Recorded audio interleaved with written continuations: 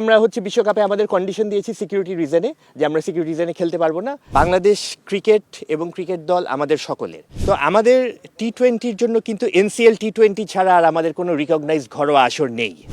আপনারা জানেন যে কোনো দেশের ক্রিকেট কাঠামো যতটুকু ডোমেস্টিক কাঠামো স্ট্রং, তার ন্যাশনাল টিমের পারফরমেন্স কিন্তু ঠিক ততটাই স্ট্রং। এটা রিফ্লেকশন আছে। আমরা জানেন যে আমরা অনেক সময় বলা হয়েছে যে আমাদের টি-20 লিমিটেশনসের কথা, টি-20তে হয়তো আমাদের খুব বেশি হিস্টোরিক্যাল উইন নেই, বাট লাস্ট এক বছর ধরে এইটা পারফরমেন্সটা চেঞ্জ হচ্ছে। It's a fairly new squad. আপনার বেশ কয়েকটা সিরিজ তারা কম্পিট করেছে, ভালো খেলেছে, সিরিজ জিতেছে। তো আমাদের টি-20-র জন্য কিন্তু এনসিএল টি-20 ছাড়া আর আমাদের কোনো রিকগনাইজড ঘরোয়া আসর নেই। এর ফলে দেখা যায় যে এনসিএল টি-20-তে যারা পারফর্ম করে তারাই বিপিএলে দল পায়, এর বাইরে খুব একটা নতুন প্লেয়ার উঠে আসে না বিপিএল এর ড্রাফট বা অকশন সিস্টেমের জন্য। তো এবার যেই রিজনেই হোক না কেন, আমরা কিন্তু ফার্স্ট ডিভিশনাল ক্রিকেটার যারা আছেন, ফার্স্ট এবং সেকেন্ড ডিভিশনের যারা ক্রিকেটার, ওদেরকে আমরা সুযোগটা দিয়েছি। তো তারা এইখানে আমার মনে হয় যে এটা একটা প্ল্যাটফর্ম যেখানে তারা প্রুভ করতে পারবেন যে তাদের পোটেনশিয়াল বা তাদের পারফরমেন্সটা প্রুভ করে আমার মনে হয় যে সামনে এনসিএল এবং বিপিএল এর জন্য ওরা কন্টেন্ডার হতে পারবেন। এটা একটা অপশন, কারণ আমাদের পার্শ্ববর্তী দেশগুলোতে ন্যাশনাল টি-20 হয়, এসএলসি টি-20 অর্গানাইজ করে, তারপরে বিজয় হাজারি ট্রফি হয়, ওখান থেকেই কিন্তু প্লেয়াররা পারফর্ম করে আসে। তো আশা করা যায় যে এখানে আমাদের প্লেয়াররা ভালো করবে এবং ভবিষ্যতে আমাদের ন্যাশনাল টিমের জন্য তারা স্টার হিসেবে বিবেচিত হবেন। ক্রিকেট অপারেশনস এটা নিয়ে কাজ করছে, আপনারা যথাসময়ে এটা আপডেটটা জেনে যাবেন। এটা still on process. Cricket operations এটা নিয়ে কাজ করছে, বিভিন্ন কম্বিনেশন তারা ট্রাই করছেন। খুব অল্প সময়ের মধ্যেই আপনারা এই ব্যাপারে জানতে পারবেন। ইয়েস, গণমাধ্যম কর্মীদের ম্যাচ কভার করার জন্য বা ওখানে অ্যাক্রিডিটেশনের জন্য যে নট নেসেসারিলি যে ওখানে আপনাকে পার্টিসিপেট করতেই হবে বা পার্টিসিপেটিং কান্ট্রি হতেই হবে। আপনি যেটা এক্সাম্পল দিয়েছেন যে চ্যাম্পিয়ন্স ট্রফিতে বাংলাদেশ পার্টিসিপেট করেনি, কিন্তু তারপর আমাদের সাংবাদিক গণমাধ্যম কর্মীরা গিয়েছিলেন ওখানে।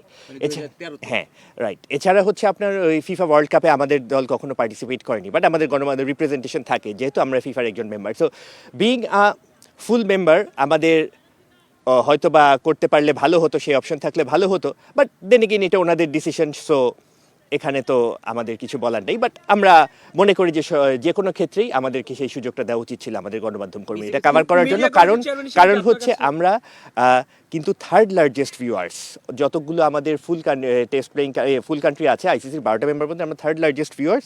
সো আমাদের দেশ না খেললেও কিন্তু বিশ্বকাপ কিন্তু হচ্ছে এবং আমাদের গণমাধ্যম কর্মীরা হয়তো সেটা আমাদের দর্শকদের কাছে উপস্থাপন করতে পারে। এটা তো আপনারা জানেন যে গতকালকে এই সিদ্ধান্তটা এসেছে এবং তারপরে আমরা জানতে চেয়েছি, তার আমরা ব্যাখ্যা জানতে চাওয়া হয়েছে যে এই ব্যাপারে। ওইটা আপনারা জানেন যে ইন্টারনাল এবং কনফিডেন্সিয়াল বিষয়, বাট টু সামারাইজ দ্যাট আমরা জানতে চেয়েছি বিষয়টা কেন করা হয়েছে। এটা তো আসলে এভাবে বলা যাচ্ছে না, কারণ আমরা বিশ্বকাপে আমাদের কন্ডিশন দিয়েছি সিকিউরিটি রিজনে যে আমরা সিকিউরিটি রিজনে খেলতে পারবো না একটা পার্টিকুলার ভেন্যুতে। নট দ্যাট যে আমরা বিশ্বকাপে অংশগ্রহণ করব না। সো ওটা আমাদেরকে জানানো হয়েছে, আমাদের অল্টারনেটিভ রিকোয়েস্ট ছিল, সেটা ফুলফিল করা হয়নি, সেখান থেকে তারপর আমরা সরে এসেছি। এর বাইরে আমার মনে হয় না আর অন্য কিছুর সাথে এটা লিঙ্ক করা ঠিক হবে। গত বোর্ড মিটিংয়ে যে জিনিসটা হয়েছে সেটা আমরা প্রেস কনফারেন্সে ক্লিয়ার করেছিলাম যে ওখানে ওনার যে এটা ছিল, এক্সপ্লেনেশনটা ছিল বা শোকজটা ছিল, ওইটা রিপ্লাইটা উনি দিয়েছেন, ওইটার ব্যাপারে আলাপ হয়েছে। এটা নিয়ে সিসিডিএম কাজ করছেন, দলগুলোর সাথে তারা ডিসকাশন করছেন। আশা করবো আমাদের যেহেতু ডোমেস্টিক কাঠামো, আমি আগেও বলেছি যে আমাদের বাংলাদেশ ক্রিকেট এবং ক্রিকেট দল আমাদের সকলের। যত আমরা সংগঠক আছি, যত খেলোয়াড় আছি, যত দর্শক আছি, আমাদের সকলের। আমরা চাই আমাদের দল ভালো করুক এবং দল ভালো করার জন্য আমাদের স্ট্রং ডোমেস্টিক স্ট্রাকচার দরকার যেখানে কম্পিটিটিভ ক্রিকেট হবে। আশা করবো সবাই এই বিষয়ে সহযোগিতা করবেন।